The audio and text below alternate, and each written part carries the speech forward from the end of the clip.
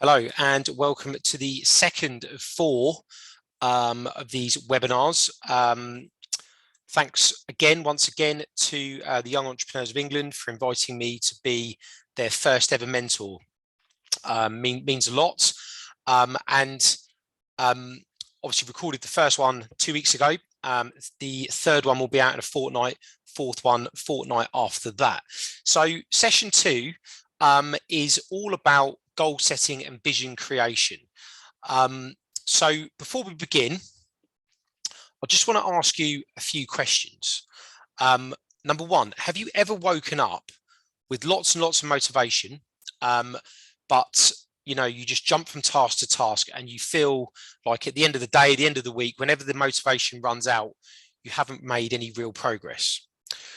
Do you often daydream about a bigger or better life, but have so many random thoughts, so many ideas, you end up pretty overwhelmed and don't know where to start? And finally, do you struggle to find the time to juggle work, life, possibly children, fitness, the launch of what they call these days a side hustle or a small business? If the answer to any of these is yes, then I'd urge you to invest the next sort of 50 minutes to 60 minutes. This one's slightly longer than week one, so no more than about an hour today, but it's well worth an hour of your time. If you can't watch it today live, make sure you save this video and make sure you watch it. It's hopefully will return some value. So the information contained within today's webinar, I have operated for many, many years, almost 11 years now. And if applied properly, it can be worth tens of thousands of pounds a year. For me, it's been worth far more. So it is important. So I'm going to give you today the edited highlights from something that I've been studying and practicing daily for over a decade. And that is vision creation and goal setting. Now, the black belt version, if you like, probably takes about half a day to teach. Obviously, we haven't got time for that today. And that's best done one-on-one.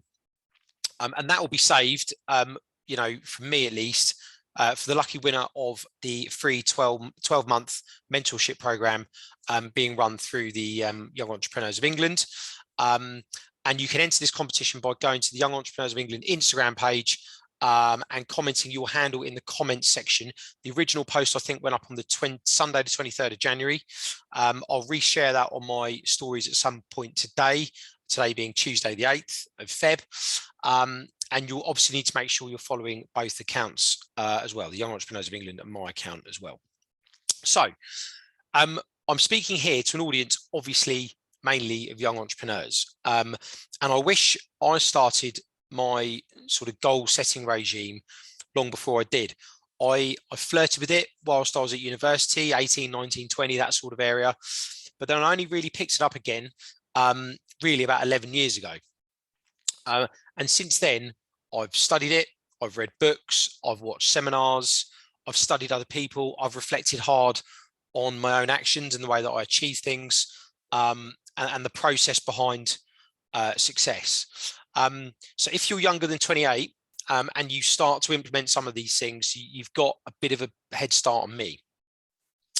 So my semi-obsession, if you like, with self-development really lies in two halves. So one half entrepreneurship, creating and forming the best business that you possibly can, to impact your life and other people's lives. And then secondly, life itself, I suppose. And striving to give yourself and others the best possible life. So business, life, and then visualization and goal setting really sits across both. Okay, a good visualization and goal setting strategy should encompass your entire life, not just your business, not just health, not just one area. Okay, remember, very importantly, I said it last week, there's no point in having a great business unless it slots nicely eventually into a great life. I say eventually because obviously in the early days, there won't be much of a balance, and there can't be. But eventually you want it to slot into a great life. In fact, business is just really one of probably 5 or 6 pillars of what makes a great life, but more on that later. So, bit of an intro to me for anyone that missed last week's session or 2 weeks ago. Feel free to go back and watch it. I believe it's been uploaded to YouTube, and I believe it's on the Young Entrepreneurs of England's website. So I asked a rhetorical question, but I'll ask it again just in case. So why should you care what I have to say? Who am I, and what do I know about this subject? So if you missed it first time round, I've been involved in the launch of 3 companies. We've hired over 200 people. We have won the UK's best company to work for in our sector twice. We've won the UK's best learning and development programme in the UK twice. Previous winners of that include organisations such as Lloyds Bank, and organisations such as Lloyds Bank. That was actually given to us by the Investors and People, so it's a prestigious award. Last year we hit the milestone of £1 million a week in sales, and this year we're forecast to hit 75 million in annual sales towards the end of the year. And as I said last week, don't forget, this all started, this is the important bit, that's just me sort of bragging, let's face it, but this all started in a garage, okay, with 2 laptops and 2 mobile phones. It was my brother's garage. It was very, very cold. We started in the January, and we literally had to use fingerless gloves to type, make calls, and stay warm. So how have we gone from this to where we are today? Primarily using this tool. Okay, now this is one of the main tools, if not the main tool, I've personally used to elevate ourselves, as I said, from a garage to £1 million a week company. So as I said, I'm not claiming to be any sort of expert. I'm not sitting here claiming to be Elon Musk, but we have had some success. But honestly, personally, and this is the most exciting for me, I don't feel like I've got started yet. So I am now visualizing and setting goals for things way beyond where we are. So you can use it at any point in the timescale. However, I have been back at the very beginning, which is where some of you guys find yourself at the moment. And so I do understand the struggle. So the aim of this session is to primarily give you the reasons and the tools you need to start to think about possibly living in a slightly different way, okay? Living a life by design, an intentional life where every effort brings you closer to a vision of your ideal life, your ideal business. So your entrepreneurs, there should be as little time wasted as possible. And we don't want one day becoming 2, becoming a week, becoming a year sometimes, with intentional inaction. Okay, this really isn't just a talk on goal setting, but it's more of a framework about how to live slightly differently. Remember what I said 2 weeks ago, 99% of people will think that this is a crazy way to live. Now, arguably, that 99% of the population potentially could be requiring you to offer them some sort of career in future. Okay, so you can't live the way that 99% of other people live. You can't think the way that 99% of other people think, and you can't therefore listen to them when they inevitably try to talk you out of this, because believe it or not, some of them will. So a quick history on goal setting. So officially, or semi-officially at least, the person that was attributed to have discovered goal setting, although I find this difficult to believe, actually was a British man called Cecil Alec Mace, in a paper that he wrote in 1935. Now, Cecil was a British philosopher. He lived till 1971, but as you can imagine, and my personal belief is that goal setting in its unspoken, unstudied sense, it's probably been around for thousands of years, to be honest. You can't imagine the Romans just turning up to a big expanse of dirt and just start slinging up the Colosseum. You know, there's got to be rough timescales. There's got to be a vision behind its final structure. There's got to be a reason that they just kept their march across Europe. So goal setting has probably been around since the dawn of time, to be honest. So whether you know it or not, lots of people have goals. It's more likely that they call them dreams, to be honest, if you listen to that, or, you know, people say one day I wish, this sort of terminology. Now this could be anything from living in another country, opening a business, starting a family. Okay, thinking about this subject really opens up some big philosophical questions, right? Are we really human if we don't have a dream or a purpose to our life? Why are we here if we haven't got something to strive for, if we aren't really following our ambitions? As I said, I think even the earliest humans would have had their vital tasks they needed to complete each day to even merely survive. And, you know, some of them dreamt or you know, envisaged somewhere safer or a more, you know, more safer environment to shelter in. So the main issue I see in people that just float through life, you know, and there's nothing wrong with floating through life at all, if that what makes you happy, until those people start to complain about their lack of effort, or maybe their bad luck, or maybe your good luck, for you know, striving forward. The main issue I see is that most people that make up society don't distinguish between a goal and a dream, and they don't distinguish between a vision and a wish. Two very, very different things. You see, with some application, and this is the important part, with some application, you can achieve pretty much anything you put your mind to. Okay, but the really important part of that sentence is put your mind to. Okay, put your mind to. So why is a well-planned goal strategy vital to successful businesses, and therefore why is it vital that it then fits into an amazing life? So Brian Tracy, big up Brian, big fan of Brian, well-known authority in this area. He summed it up perfectly when he said, a goal without a plan is merely a dream. And there really are two types of people in this world. Okay, those that make things happen, guilty, and those that have things happen to them, proactivity and reactivity. Now, I've been both these people in my time. Okay, so I can comment very clearly on either side. I used to be someone that just let things happen to me. Now, those that live with intention and those that don't, okay, I'm very visual, so bear with me on this, but I have a visual analogy, right? And you know, as you probably can tell from last week, I do love an analogy. Okay, so if you live with intention, you're striving for a life that has been pre-designed. Okay, you carry out tasks daily to help nudge you closer to your vision. You wake up each day, by and large, the majority of the time, you've planned your day the day before. You get ahead of your problems. You foresee issues coming and you work to avoid those issues, or you bounce back from them very quickly. You have a plan to work on.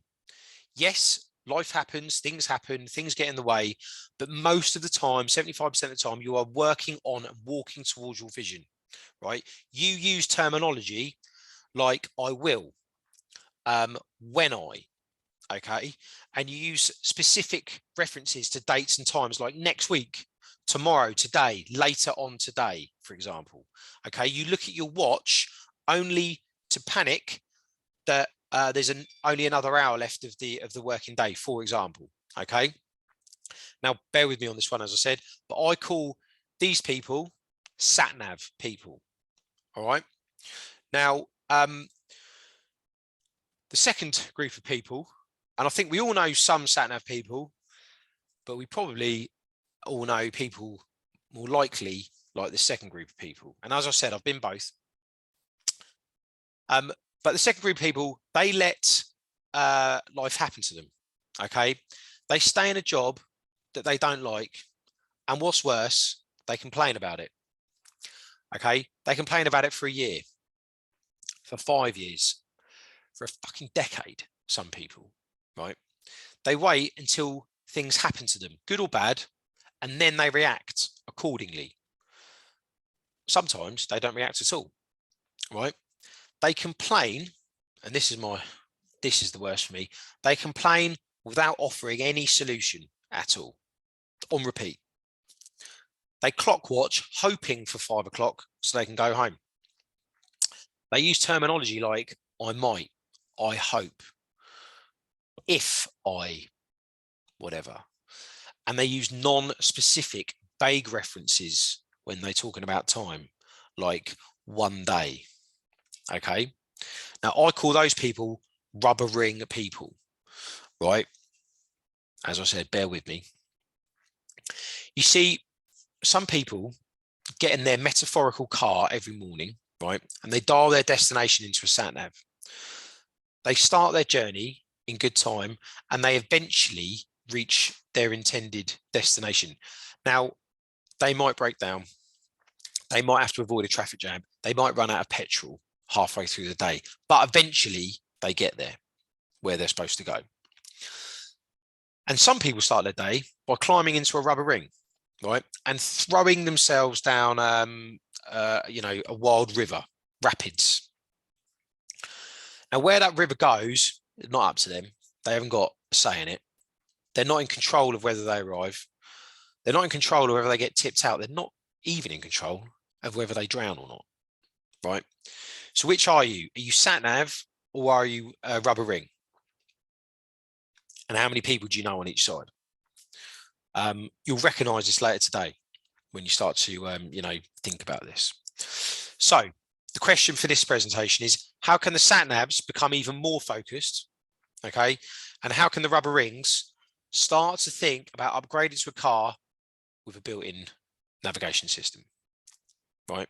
As I said before, a goal setting vision creation strategy isn't just something you do in the new year or when you come back from holiday or when you get a little burst of motivation. It's a framework to live by, okay? Now, not everyone does it. In fact, very few, right? But if you're joining the 1%, and that, as I said last week, that's not me. I'm striving to get there. But you can't live, as I said, like 99% of other people choose to live. And you shouldn't listen to them when they inevitably try to talk you out of living this way. So the process, before we get into the actual method I've used for many years, we must first look at the process. Now, achieving goals is a very results-driven business. You either achieve a goal or you don't, okay? Black and white. But not many people really look at the process. You need to be fully aware of the process, pay the process respect, and believe that by focusing on the front end of how this is done, the results will come. The results will come. Now, you won't succeed in achieving anything in life or any kind of life that you've ever dreamed of until 3 things take place, okay? Now, you can't skip, you can't rush, you can't amend any part of it. If you do, you'll fail. Simple. So I want you to write this down, okay? And if you're watching this back, pause it, get a pen, write this down. Right. Think, plan, execute. Okay. Think, plan, execute. Right. Briefly, let's look at thinking. So thinking is your main asset, your main tool as an entrepreneur, okay, is your ability to think. Your conscious brain, covered it last week, your conscious brain, your subconscious brain, you need to engage both sides to ensure you deliver the results required to achieve your vision, okay? Now, what prevents most people ever committing some plans to paper is literally finding the time to be in a quiet, still place without distraction. In 2022, I understand it's very, very tough, okay? I've got 2 kids under 2 years old. It's even tougher. But how can you achieve the life or business or anything of your dreams if you don't find the time to dream, okay? And even really decide what you truly want. Now, society sees thinking as quite often a bad thing, staring out the window. It's been labeled by most as daydreaming, okay? She's a real dreamer. right? Head in the clouds. Are you daydreaming again? Okay. Does any of this sound familiar? You know, from a parent, a teacher, a boss, a friend. Now, daydreaming, it's not always a wasteful pastime at all. In fact, it's pretty fucking vital. It's pretty vital. Steve Jobs, daydreamer. Bill Gates, probably a bit of a daydreamer. Richard Branson, literally has his head in the clouds, more often than not. Okay. Now, none of their teachers or parents are complaining about those guys daydreaming now, and nor the billions of people using their products or services. Okay. So obviously completely different scale, but I can catch myself at work having been staring out the window for 10 minutes, 20 minutes, whatever. Recently, I drove to Manchester, and I set off at 5:30 in the morning, and I realised at about 9:45, I hadn't put the radio on, I hadn't stopped. You know, I was on my own in the car, luckily, and I just thought the whole time. Now, when I'm staring out the window and someone asks me what I'm doing, my answer is I'm working. Okay. Daydreaming is the very start of the process, right? Again, visual analogy coming up. Imagine a fishing trawler, okay, casting its net, bang, into the ocean, right? That is you daydreaming, right? Now, how do you know what you want to do, or where you want your business to go, or, you know, whatever, unless you lose yourself in your thoughts, okay? You have to be able to think. Now, you can either try and book some time to do this, and I suggest you do. That works for me, I must admit. I have to book a day off to do this. But others, people's minds work very different. Okay. Now, either, you know, you need either your iPhone notes or a pen and paper, something available, right? Now, if you're washing up, if you're, you know, driving or doing whatever, if an idea comes to your head or a flash of a future part of you or something comes that you then desire, you need to stop what you're doing instantly and get it down on paper. That thought is a gift and it needs to be recorded.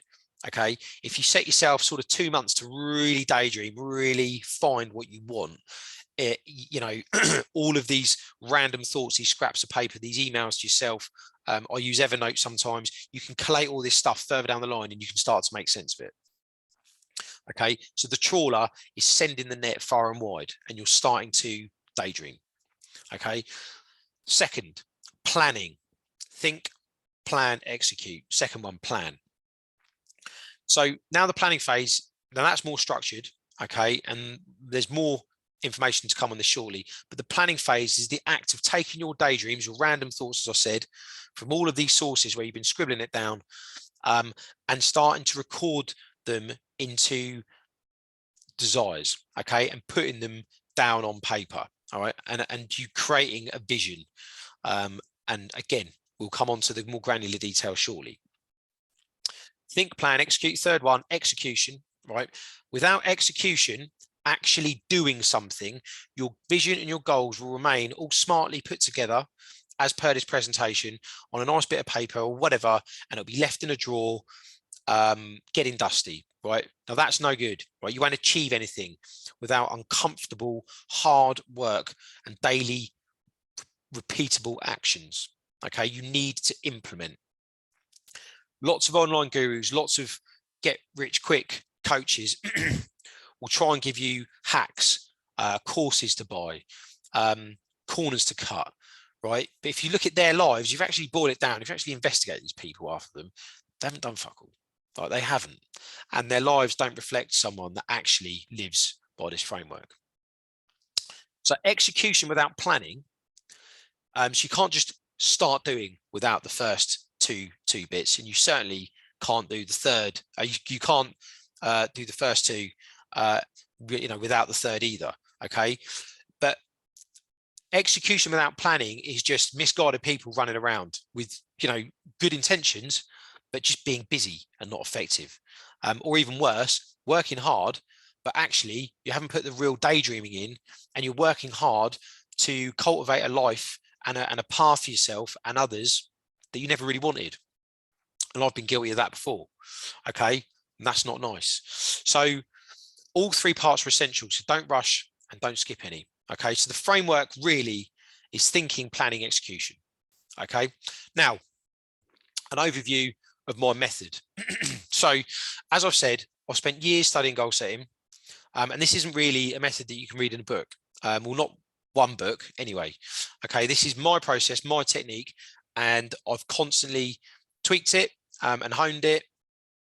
And let's say that you could start using this, and within a year you've kind of changed it or altered it to the way that you prefer to work. That's fine. I'm not charging for this. This is free. You can do what you like with it.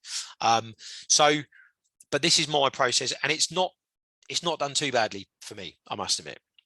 So the process is very simple, but the secret is to focus on the repeated daily actions that we'll come on to.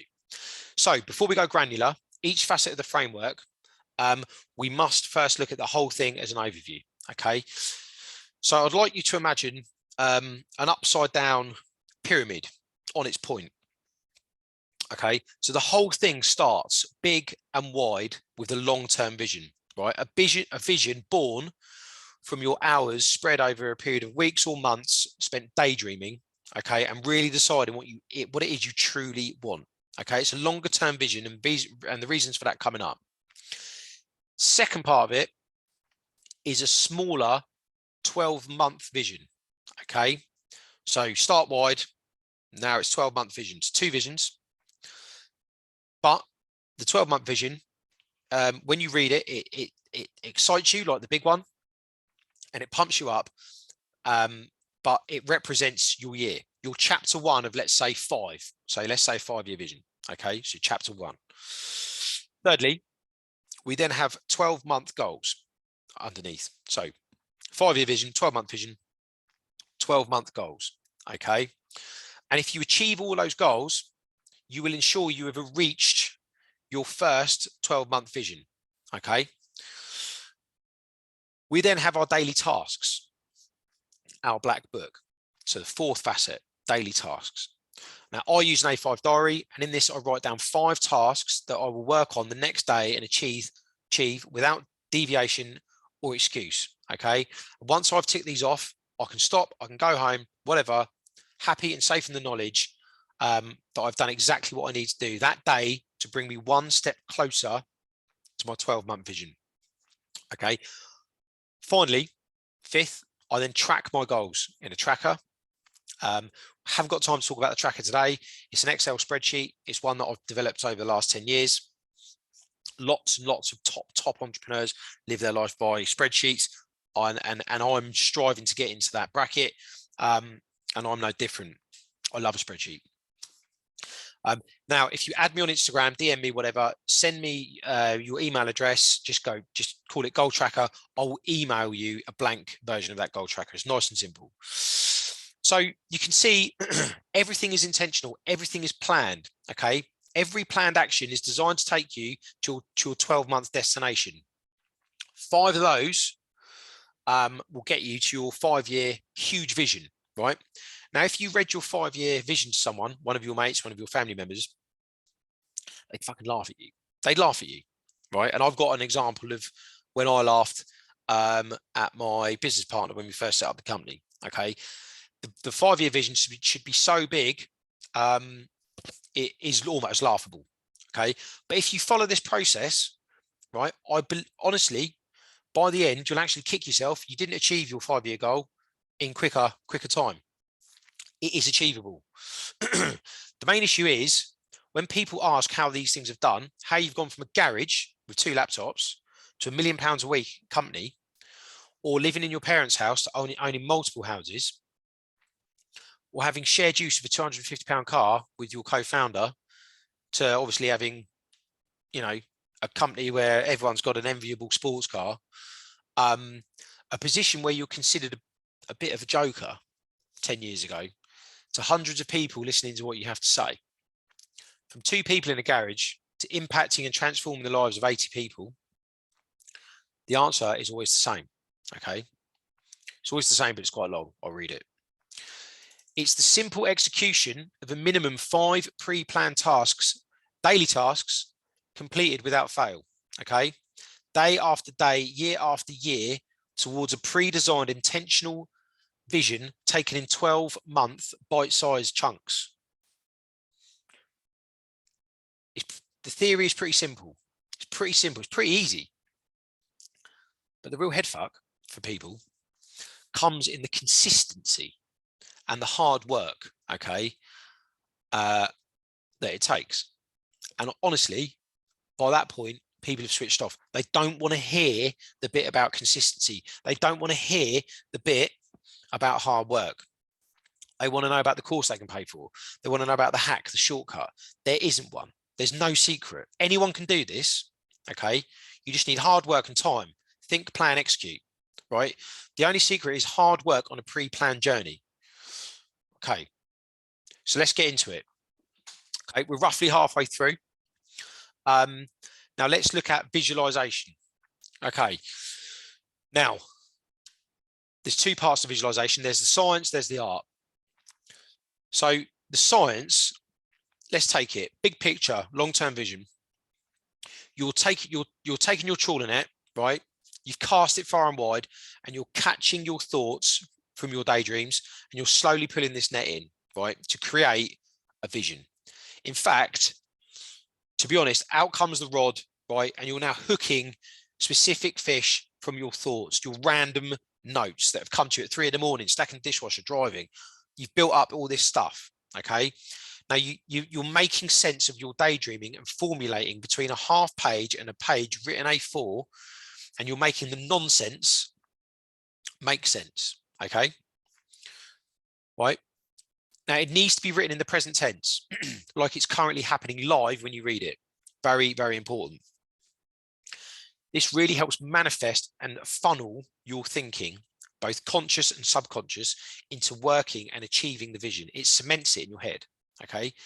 If you, even better if you speak it out loud, right? If you read it on a laptop at work, or you read it, you know, whatever, you know, and you don't want to read it out loud, fine. But your vision needs to be breathtakingly big. It needs to be almost ridiculous for others to even comprehend. Or, as I said, 99% of people to comprehend. Don't forget, you're a 1% thinker. You're a 1% doer. Okay. Your vision could be anywhere between 5 and 10 years. Or, you know, as I said, anywhere in between. It's to suit you and to suit where you are in life. Okay. Now it could read, as I said, it's got to be live in the present tense.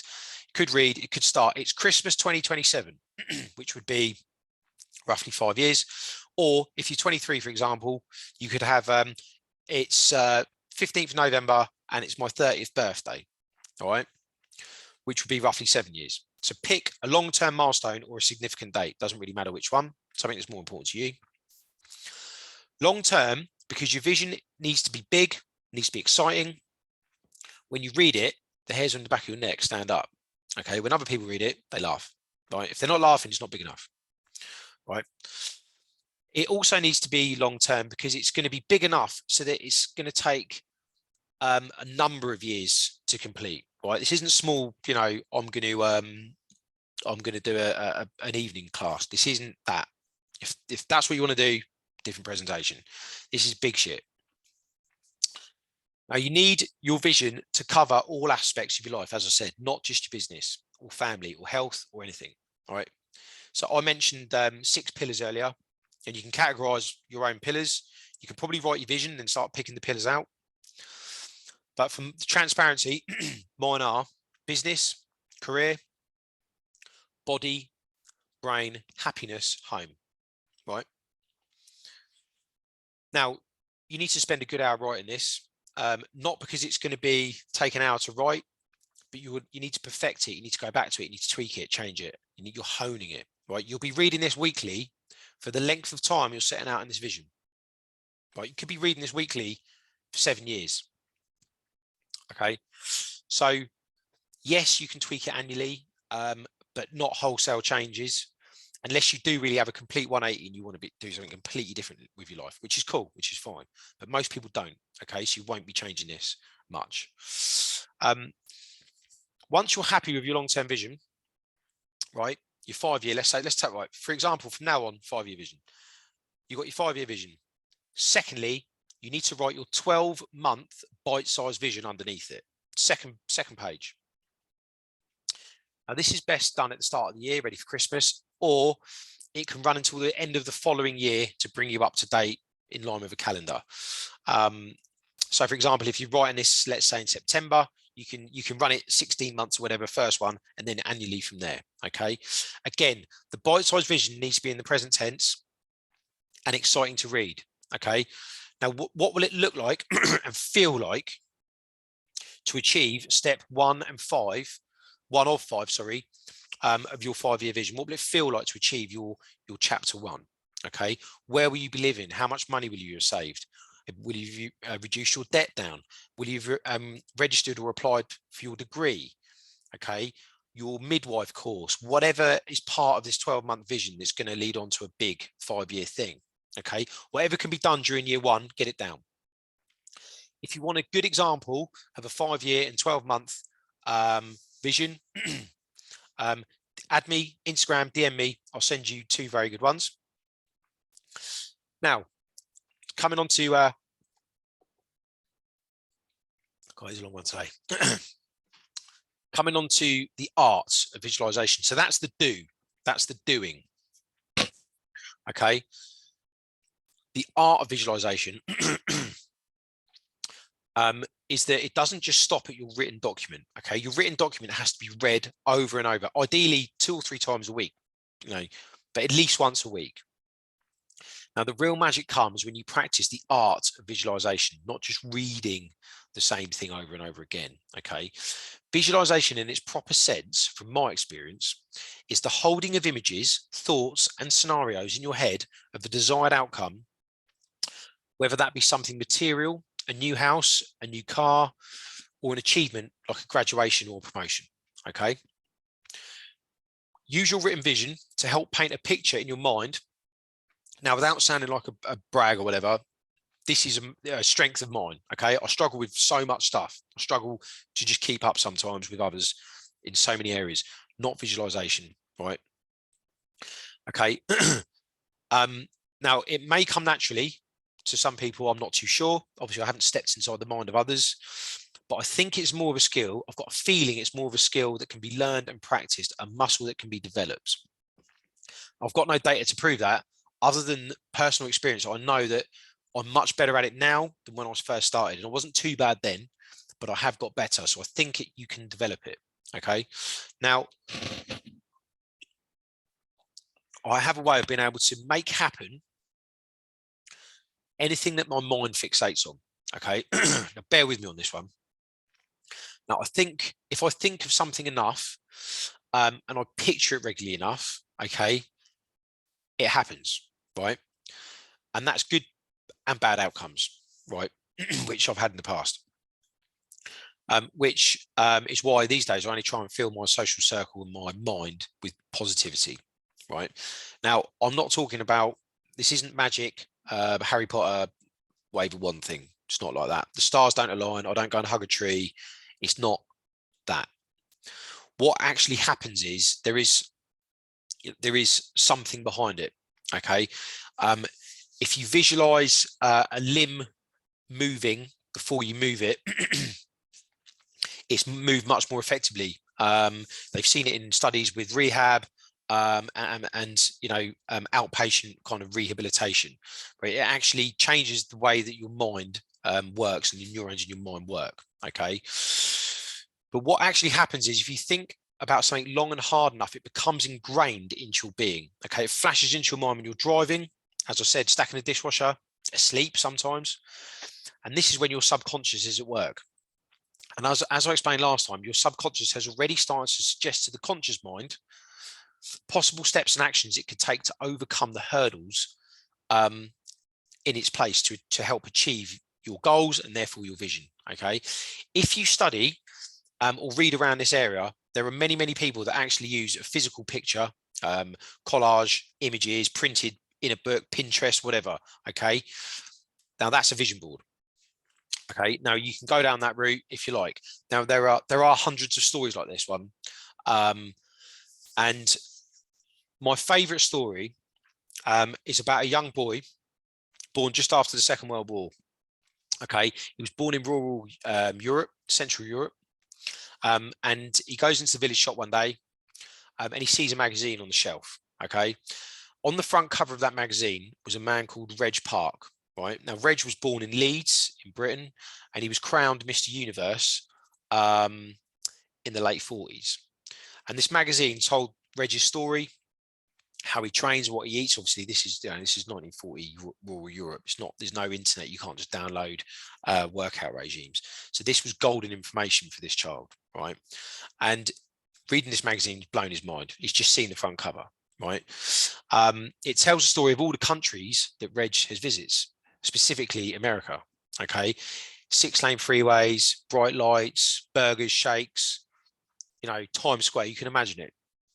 This boy's never left his villages. Okay, the boys and all. Now, he hasn't even bought the magazine. So what he does is he does odd jobs around the village. He helps family, neighbours, saves his pocket money until one day he goes into the shop. He can buy the magazine. Right, he reads it every day. This magazine, keeps it, stores it under his bed. Now he starts to train like Reg. He starts to try and emulate this man's life. Okay, dreaming of a new life, a world away from the small farmhouses and the quiet fields that he's used to. Right now, that boy grew up always referencing that magazine in interviews and speeches.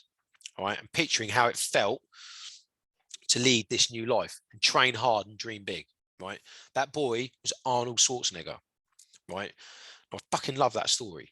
I love that story, but there are hundreds of those stories online, like household names, people that have a physical embodiment of something they wanted to achieve, using an image of their goal, their dream life, and making it happen. Okay.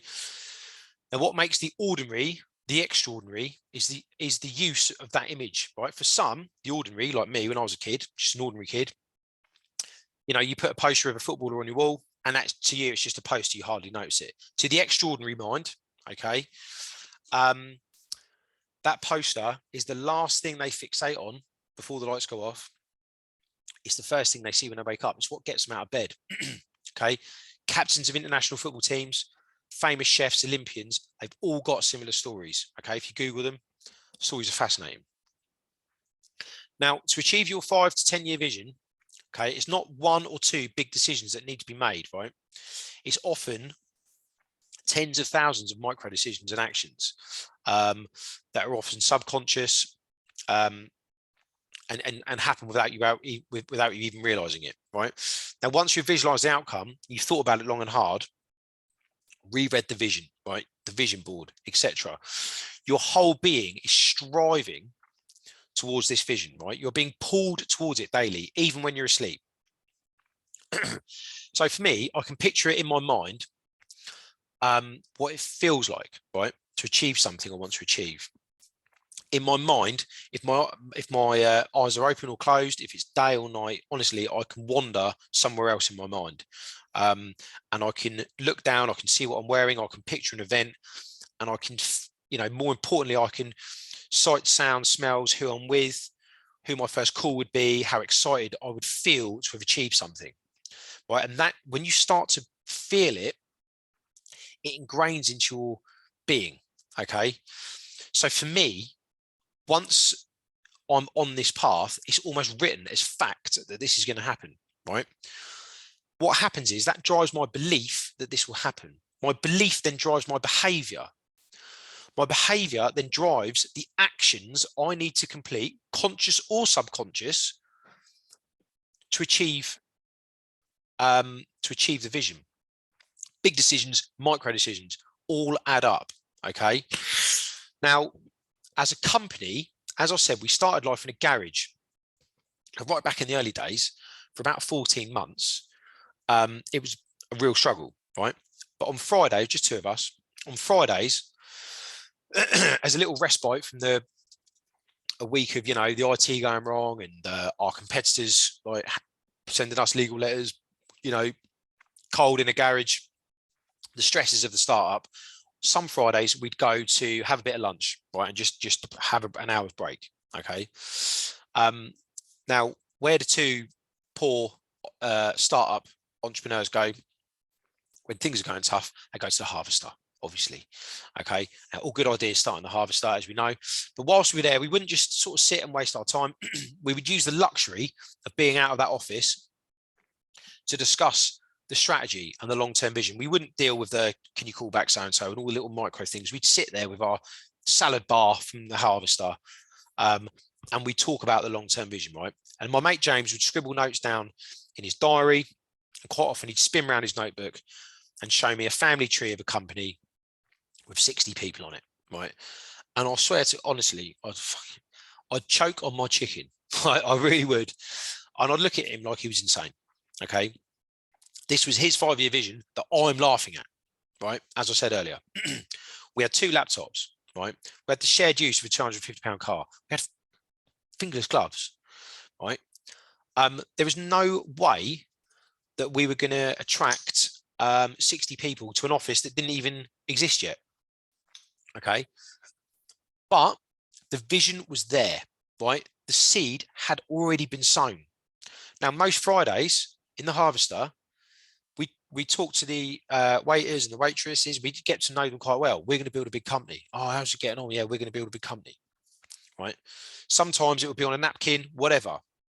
But this same family tree would come out, right? The numbers and the positions might swap around, but the number of heads and what we were looking to do would never, that was the one constant.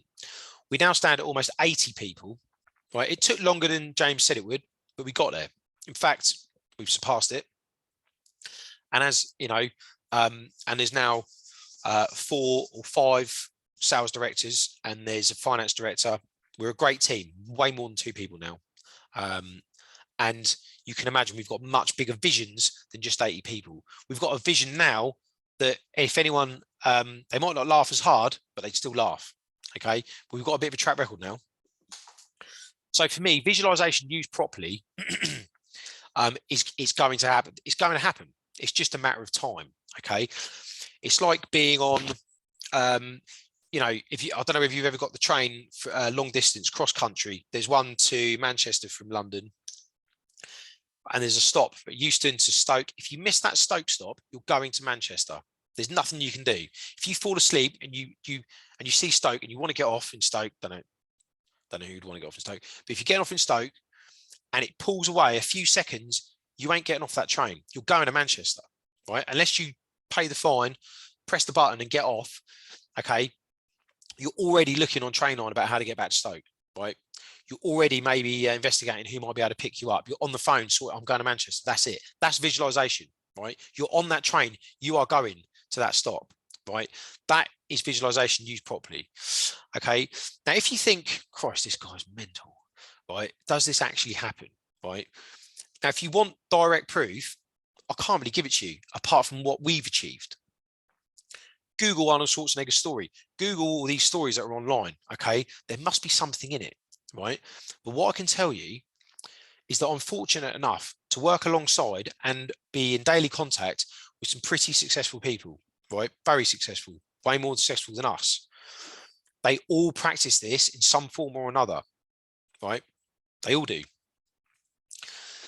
And it's usually the people that call it a load of bollocks are doing it on their lunch break in a job they hate, or they're sat on their sofa in an average house, okay, saying and laughing at this technique. So if you only have one takeaway from this, choose the source of your information very carefully, okay? So we've done vision, which is the thinking. We're now on to goals. So we've done the 5-year vision, 12-month vision. That's the thinking section. We're now on to goals, which is planning. Think, plan, execute. To goals, planning. So once you've got your 2 visions, you now need to focus on your shorter term vision, right? So you've written your 5-year, you've written your 12-month. The 5-year can wait. Your goals are written from your 12-month vision. Okay.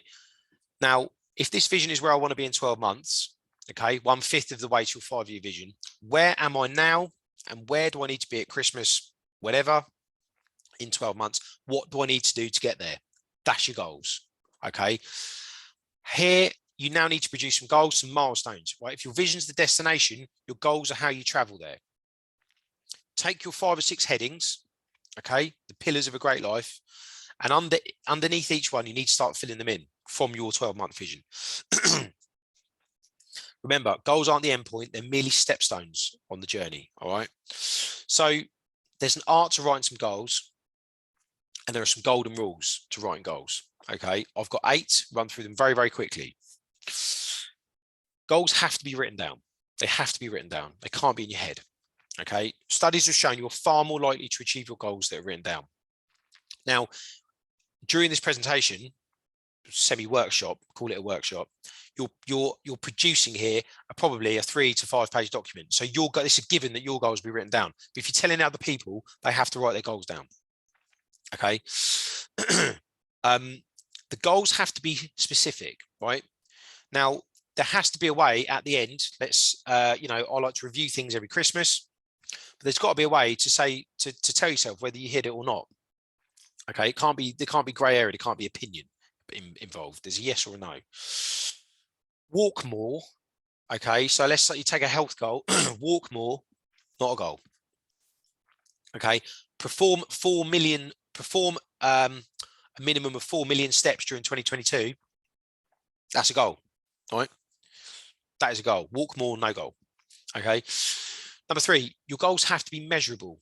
All right. Now, there's no point in getting to a review period at Christmas and wondering if you achieved your 4 million steps or not. You need a way of tracking each goal and measuring each thing that you say you're going to do. Your goals have to be achievable within 12 months. Okay. If your goal is to fly a passenger jet as a pilot, you're not going to do that in 12 months if you haven't even started the pilot training. Okay. So make sure your goals are ambitious. They're a stretch for you. All right. They'll push you. And they've got to be possible. Okay. Your goals cannot, number 5, your goals cannot counteract each other. Think carefully. If achieving one goal will ensure you don't achieve another, you're going to have to rework that. Okay. You want to achieve all your goals. Okay. If achieving one means you don't achieve the other, have another think. Okay. They need to work in harmony. 6, it doesn't have to be a set number of goals, but you're going to need at least 15. Okay. Minimum. Maybe, and think you're thinking about your whole life here. Okay. Family, finances, savings, debt, company, whatever, fun, stuff that you want to do. You're going to need more than 15. Especially if your 12-month vision is big enough. Okay. Now, I've got 55 this year, but I've been doing it a number of years. Someone that I work with, work alongside at the moment, he's working to 70. But don't run before you can walk. Consider long and hard. Number 7, consider long and hard what, or more importantly, and sadly, who will be an obstacle in you achieving these goals. Okay. Now, who will try and talk you out of them? Who is going to get in your way? What needs to be changed or removed in order for you to succeed? Think about that. And number 8, on the flip side, consider whose help you're going to need to achieve your goals. So not everything can be done alone. Very few things can be done alone. So,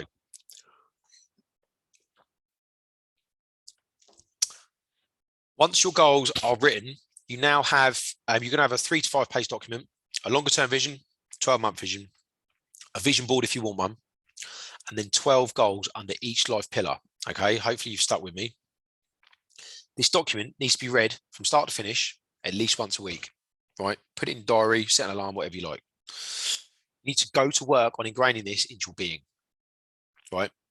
The first thing you need to do when you've got your goals is you need to separate them, or at least make a note on the document as to which ones are one-off events and which ones are habits. Okay. Example, walk 4 million steps in 2022 is a habit. Okay. There needs to be an action on this daily. You're not going to just get to September and go, Christ, I've got to walk 4 million steps. 8,000 steps a day or whatever the maths is will get you there. So what is a habit? What is a one-off thing? Okay. Habits you need a plan for straight away. An example of a one-off goal would be surprise your partner with a weekend away. Okay. A relationship goal. That's a one-off event. Okay. So I would try and diarise as quickly as possible in the first couple of weeks the one-off events in your calendar, so you've got something to work towards. Okay, make sure the habits being worked on daily in your routine as quickly as possible. Don't let that drag. Right, approaching the end, you'll be pleased to know. So we're at the final part of the three-step process. So visualization, thinking, goals, planning, tasks is the execution. Okay, we're almost done, but I've got to cover this. It's vital.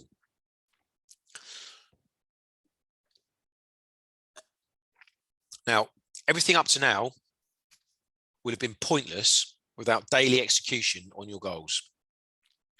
Your dream life will have come from your head, okay, where it stays for 95%. Everyone's got a dream life, but 95% of people leave it in their head, don't do anything with it. Another 4%, and I'm making these percentages up, of the population will write them down and they won't act. You, top 1%, don't forget. You think, you plan, you execute, okay? The 1% act, the 1% do, the 1% implement, okay? Now, we've all heard of CNN, but I operate what I call the DNN, all right? The daily non-negotiables. Daily non-negotiables. Now, these are 5 tasks that I planned the previous day and I execute on without fail the following day. Once completed, they will get you a step further to 1, 2, 5 of your goals. Doesn't matter how many. You could work all day on 5 tasks just for 1 goal. The next day, 5 tasks, 5 goals. But move forward each day. Don't forget the funnel. 5-year vision, 12-month vision, 12-month goals.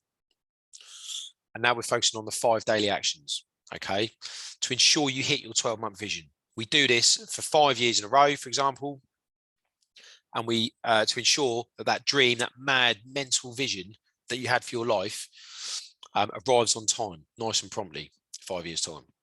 The daily tasks are the tip of the upside down pyramid, right? They're holding this whole thing up, this big top heavy plan, okay? If you don't execute on this, this tumbles. They have to be hit, no excuses. And you let these slip, as I said, the whole thing comes tumbling down, okay? Now, how do I ensure I do this? Very, very simple, right? I've got an A5 diary, so it's not big, not clunking it around or whatever. Got an A5 diary. It's old school. It's got one of those ribbons where you know what day you're at. Now, from the start of this process, if you've noticed, it's been pretty old school, right? Pen, paper, printed pictures, right? Physical things that you can hold, okay? It's up to you how you record and ensure you hit your daily tasks, but for me, old school is better. Now, in that diary, I write down a minimum 5 tasks, as I said, for the next day. I always plan the day before, right? I've got an alarm set 15 minutes before I'm due to leave the office each day. And when that goes off, my working day is effectively over, right? I turn to my goals, I read them, and I write down my tasks for the next day, taking into account meetings and things in my calendar for the next day. It all goes in there. And I write down 5 tasks that will help me achieve my goals or bring me a step closer. I don't number the goals 1 to 5. I know there's 5 on there. Don't need 1 to 5 written down, but there are numbers next to each goal, next to each task. There are numbers next to each task. But the number of the task relates to the number of the goal. Okay, so let's say I've got 55 goals. Task 1 will be 16 XYZ, 42 XYZ. Okay, what happens and what that is, when I read it the next day, it gives me confidence that these tasks are related to a goal, right? I'm not wasting time. I'm not wasting energy. I'm not wasting things where someone else has got a plan for my day, right? I've got some goals because I've got a 12-month vision, because I've got a 5-year plan. And these tasks are related to a goal that's going to get me to each step, right? Every day I move closer, every day. 15 minutes of careful planning saves you a good hour of flapping around the next day, right? Now, there's so many studies been produced about just planning in the moment. Don't come in the next morning and think that you're going to plan. You'd have been in the rubber ring for an hour and a half. Stay firmly in front of the sat nav, okay? Next day, you can wake up knowing exactly what you're going to do, right? So in the shower, I'm visualizing what it's going to feel like to have done my 5 DNNs that day. I'm picturing having a great day. I'm picturing the morning. I'm picturing getting to lunchtime going, smashed it this morning. Okay. I work on my tasks, and I work on them hard. I work on them with tunnel vision. Right. When that alarm goes off later, I stop. I plan the following day with the goals in the screen in front of me. Okay. Now sometimes I might need to finish off 1 or 2 little things to ensure I've hit my 5 tasks after I've planned the next day, but that's not always the case. Okay. It's nice and simple, really easy. But the idea is to stack good day upon good day, 1 day, 2 days, 3 days, 50 days. Okay. Before you know it, you've built huge momentum, right? Where you feel real progress is being made. It gives you confidence. Reading your vision, looking at your vision board, reading your goals, and actioning your tasks. Think, plan, execute. Finally, we're almost there. Tracking, right? What gets measured gets done. There's not enough time to go into how these are tracked. It's an Excel spreadsheet. I can't explain it to you now. It'd be very boring. But rest assured, I can track all of my goals, and I do track all of my goals daily. It's a spreadsheet I use. If you reach out to me on Instagram, DM me goal setting thing, and I'll send you the example visions, and I'll send you this tracker. Right? You need to send me an email address, obviously. Okay, I'll send you a blank one. So to wrap things up, I asked you at the beginning, about 4 hours ago now, I asked you 3 questions. 1, have you ever woken up with lots of motivation but end up jumping from task to task and feel like you haven't made any real progress? Number 2, do you often daydream about a bigger, better life and have so many random thoughts you end up overwhelmed, don't know where to start? Number 3, do you struggle to find the time to juggle work, life, side hustle, or new business? Okay. Right. I hope you can see that by adopting this framework as a way of life, all of these issues are taken care of, and many, many more issues are taken care of. Okay. Now, word of warning. Don't jump ahead. Respect the process. Think, plan, execute. You can't skip any of it. Okay. Happiness comes in the knowledge that you have done today's tasks. Get today's task done, you've done it. Okay. A nice shiny day you can put on the shelf next to all the other ones. Okay. Day 2, day 3, day 900. Okay. Don't fall into the trap of comparing your chapter 1 to someone's chapter 12. Right. With this method, there is no frustration. There is no overwhelm. There's no I'll get on that this week. I should really do this. Oh my God, I haven't started that. I need to get my shit together, blah, blah. There's none of that. There's none of that. You've thought, you've planned, you've executed. Okay. 5 tasks. That's it. They take either 30 minutes or 2 hours to complete. So no more than 30 minutes. If they're more than 2 hours, you may need to break them down into 2 half tasks and include those as 1 each. And then go again tomorrow. And then the day after. Right. And then 11 years later, you wake up and you think, Christ, I'm actually living my vision. And all I did was 5 tasks each day. Okay. Only compare yourself to yesterday or the week before. Compare yourself to yourself. Don't compare yourself to anyone else. Okay. Beware the temptation for instant gratification. It will derail you. Okay. Execute on your 5 tasks. Feel the satisfaction that you've done it. Enjoy it when you've ticked off the last task. Okay. I was going to leave you this. Now, you can build excellent habits in 90 days, okay? 3 months. You can completely turn your life around in a year, right? And in 1,000 days, using this framework of living, you can completely transform your whole existence and probably the lives of a lot of people close to you, okay? Give it a go, right? I'll leave it there. My brain is absolutely fried. Yours is fried, right? But don't forget to reach out to me on Instagram if you need anything else, if you want those examples, if you want that tracker, right? Don't forget you can win 12 months free mentorship from me for either you personally or your recently launched business, okay? I'll leave it there and I'll see you in 2 weeks. Thank you.